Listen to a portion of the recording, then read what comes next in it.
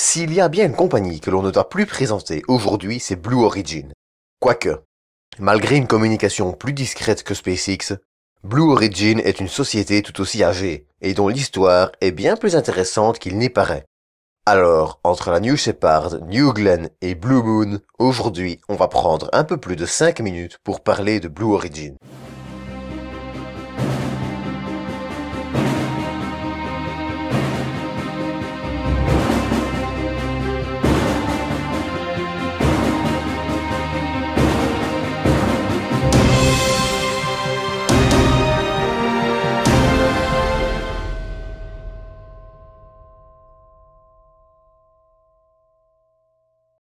Avant de commencer l'épisode, je vais vous inviter à le partager un maximum et à vous abonner. Partager une vidéo est probablement l'une des meilleures manières de soutenir son créateur. D'autre part, vous pouvez également m'aider à financer la chaîne et les projets liés en regardant quelques pubs sur Utip, c'est gratuit et c'est utile. Ceci étant dit, parlons de Blue Origin. Pour ceux qui se souviennent de l'épisode sur SpaceX, je reprendrai la même structure. Parler séparément de la compagnie, de ses projets et des lanceurs, dans le but de garder l'ensemble le plus clair et compréhensible possible. Bien que son existence ne devienne publique qu'en 2003, et que ce ne soit que depuis 2015 que Blue Origin se creuse une place dans l'actualité spatiale, c'est en 2000 que Blue Origin est officiellement créé, par Jeff Bezos, patron d'un petit site que vous connaissez sûrement, du nom d'Amazon. Même si c'est en 2000 que Blue Origin est fondé, on peut faire remonter les origines à bien avant puisque, dès 1982, dès l'âge de 18 ans, Jeff Bezos déclare avoir envie de construire parcs d'attractions et colonies spatiales pour 2 à 3 millions de personnes en orbite. Pour citer Jeff Bezos, l'idée est de préserver la Terre en étant capable d'évacuer des humains et de transformer la Terre en parc.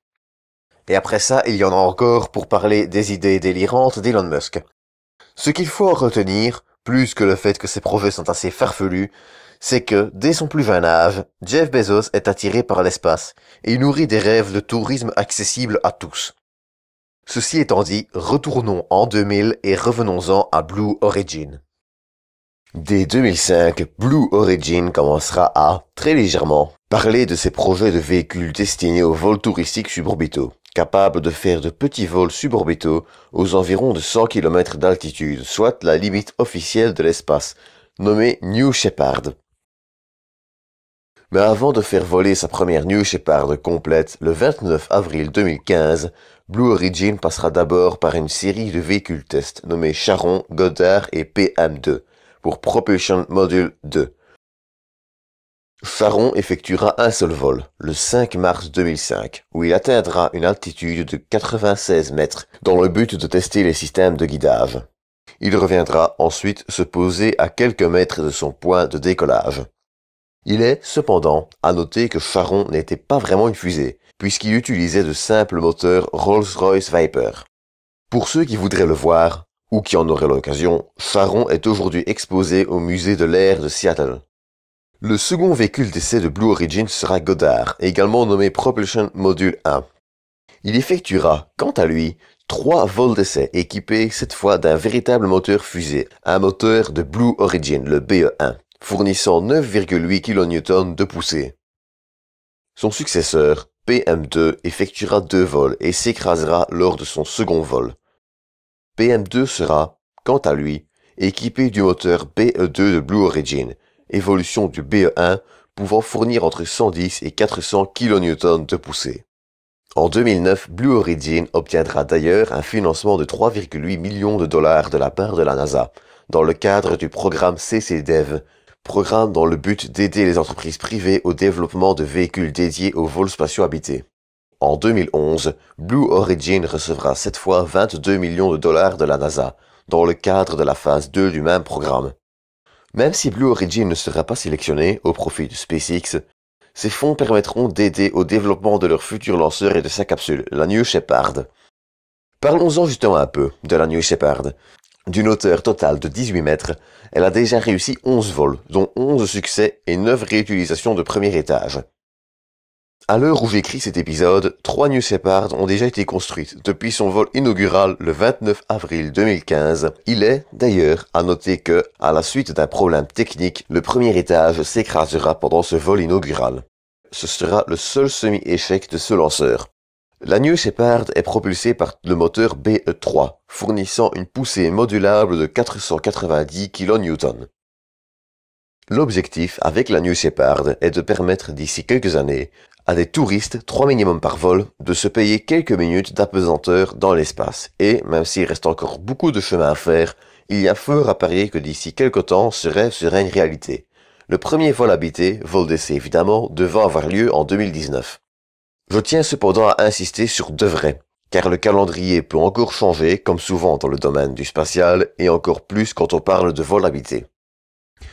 Comme je l'ai déjà dit dans l'épisode sur SpaceX, Blue Origin sera la première compagnie à envoyer une fusée dans l'espace et à la faire revenir sur Terre en se posant.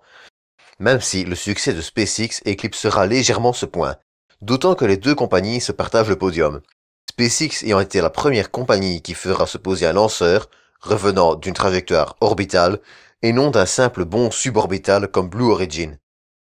D'ailleurs, pour l'anecdote, le nom de la New Shepard est un hommage à Alan Shepard, premier astronaute américain à aller dans l'espace, pour un vol suborbital justement. Mais limiter les ambitions de Blue Origin à l'orbite basse serait réducteur. En effet, outre la New Shepard, Blue Origin développe également un autre futur lanceur lourd, la New Glenn, en hommage, cette fois, à John Glenn, premier américain à orbiter la Terre, lanceur en développement depuis 2012. Capable de mettre 45 tonnes en orbite basse et 13 en orbite géostationnaire, la New Glenn sera faite de 2 ou 3 étages en fonction des configurations. Le premier étage, tout comme SpaceX, sera également récupérable et pourra se poser sur une barge en mer, tout comme les Falcon 9 de SpaceX. Mais sans trop rentrer dans les détails, il serait malhonnête de comparer SpaceX à Blue Origin, les carburants, moteurs et architectures choisis étant radicalement différentes. Je ne vais cependant pas plus parler de la New Glenn, car Hugo Lisoire a déjà fait une excellente vidéo dessus, et je vous invite vivement à aller la voir. Je ne parlerai donc plus trop de la New Glenn, si ce n'est que pour dire que, si tout se passe bien, elle devrait effectuer son vol inaugural entre 2020 et 2021. Et elle sera, d'ailleurs, équipée de moteurs BE4 et BE3. Parlons-en justement un peu des BE4. En effet, ceux-ci sont une évolution du moteur BE3, vous vous en doutez, et ils sont plus puissants que leurs prédécesseurs. 2400 kN de poussée. Cependant, les moteurs BE4 ne devraient pas être l'exclusivité de Blue Origin. Il est actuellement prévu que le futur lanceur lourd de United Launch Alliance, Vulcan, soit également équipé de ces moteurs nouvelle génération. Mais comme futur lanceur, Blue Origin prépare aussi la New Armstrong, en référence à Neil Armstrong bien évidemment. On sait encore très peu de choses sur ce lanceur, si ce n'est que l'on en saura bientôt plus et qu'il sera plus puissant que la New Glenn.